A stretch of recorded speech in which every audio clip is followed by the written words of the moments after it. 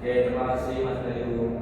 Tadinya pada pertemuan minggu kemarin kita telah belajar mengenai ekonomi tradisional. Nah, selanjutnya kita akan memasuki pembelajaran mengenai perkembangan uang dan peran lembaga keuangan. Nah, sebelum memasuki pembelajaran, Bapak akan absen terlebih dahulu. Mas Abdul, Hadir Bapak.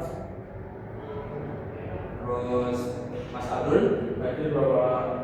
Mas Otto, Hadir. Mas Irfan, Mas Bayu.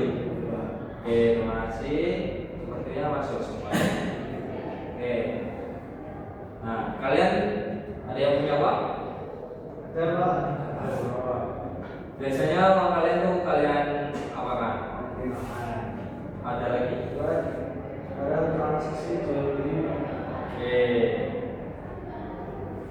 Nah, kita masuk ke materi pertama mengenai perkembangan uang dari masa pemasaran. Nah, mungkin yang pertama pada masa barter. Nah, pada zaman dahulu uang tidak terlalu berlaku. Nah, di masa dahulu barterlah yang menjadi tempat transaksi yang bisa dibilang populer. Barter sendiri biasanya dilakukan oleh masyarakat dengan barang atau barang. Yang kedua ada uang barang. Masyarakat mulai memakai benda tertentu seperti garam, kulit ataupun logam sederhana sebagai alat tukar. Selanjutnya ada uang logam. Uang logam sendiri seperti emas, perak yang digunakan karena memiliki nilai intrinsik dan tahan lama. Yang keempat ada uang kertas. Nah, uang mulai dicetak dan diterbitkan oleh lembaga resmi atau otoritas sehingga lebih praktis digunakan.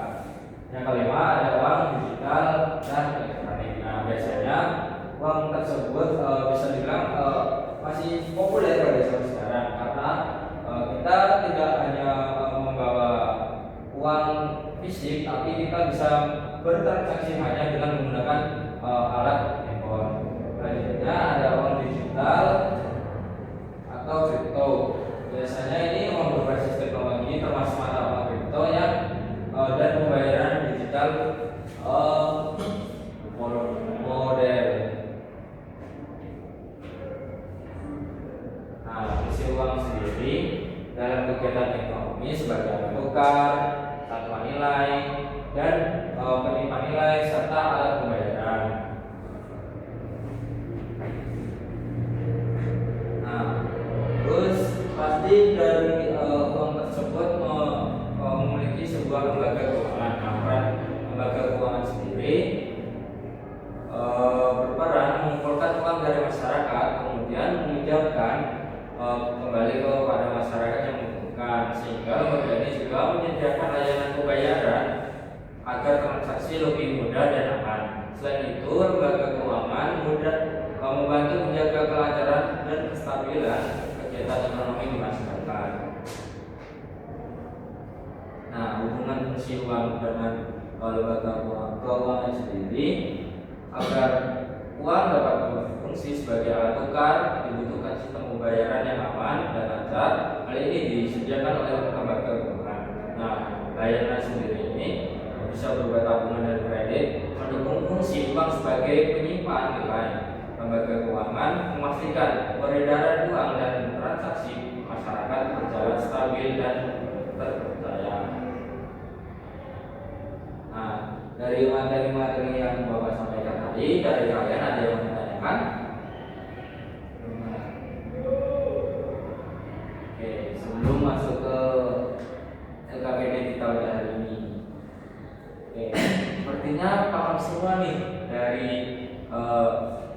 materi yang telah Bapak sampaikan. Nah, kita selanjutnya kita akan menerapkan LKPD. Silakan nanti Bapak akan membagikan lembar LKPD. Nah, nanti kalian kerjakan, terus Bapak akan menunjuk satu dari kalian untuk mempresentasikan hasil LKPD kalian.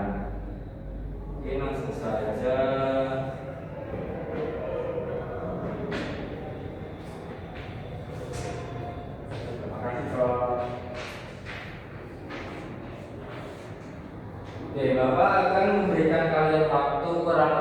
5 menit buat mengerjakan LKPD tersebut.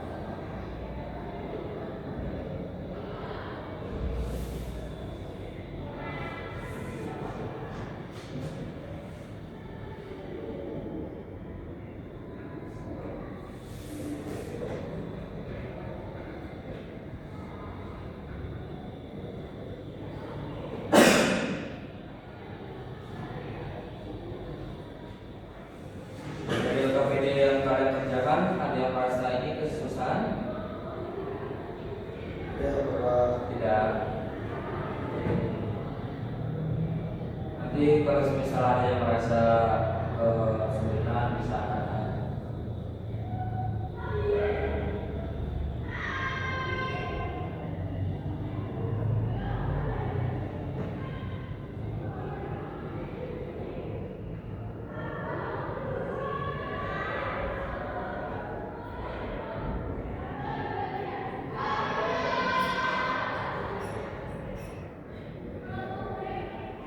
Oke, karena waktu sudah berjalan 5 menit, Bapak mau lihat hasil dari pekerjaan kalian. Mungkin perwakilan saja, mungkin bisa Mas Afriza bisa mempresentasikan hasil pengerjaannya.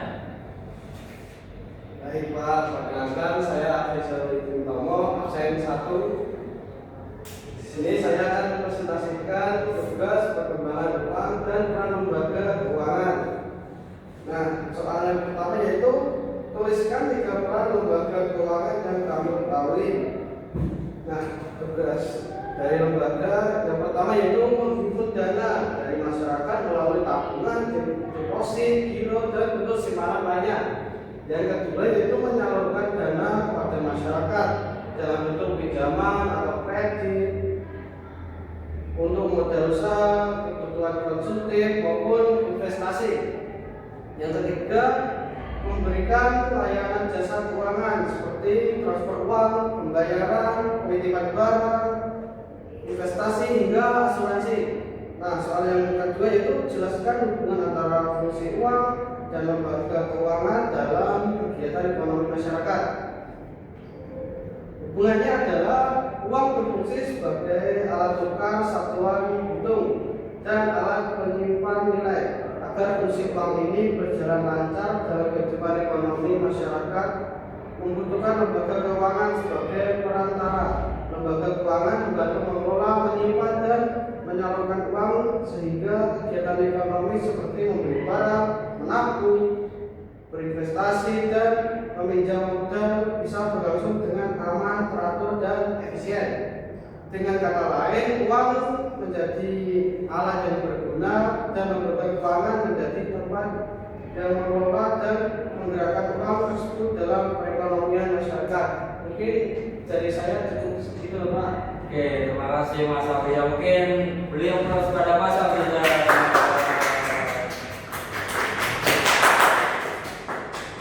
Oke, terima kasih sekali lagi buat Mas Afriza atas presentasi yang telah dilakukan.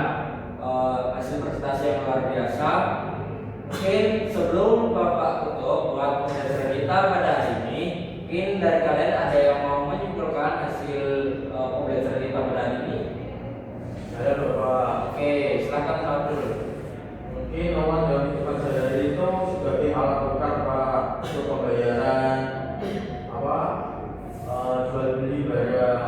Mungkin sebelum adanya uang kita sebagai kayak saling tukar barang gitu Pak, adanya uang atau barter Pak.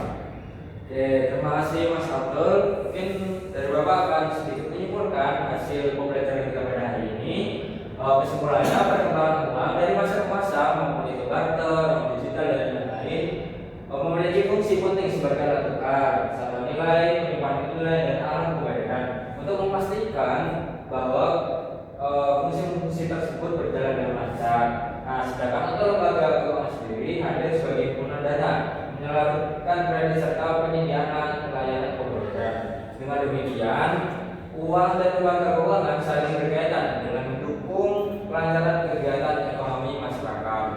Mungkin itu saja pembelajaran kita pada hari ini. Sebelum mengakhiri pembelajaran kita pada hari ini, mungkin Bapak akan memimpin langsung dengan berdoa. Berdoa dipersilakan. Amin. Berdoa selesai. Mungkin itu saja pembelajaran kita pada hari ini. Semoga apa yang Bapak sampaikan bisa bermanfaat bagi kita semua. Bapak tutup. Sekian. Terima kasih. Wassalamualaikum warahmatullahi wabarakatuh. Waalaikumsalam.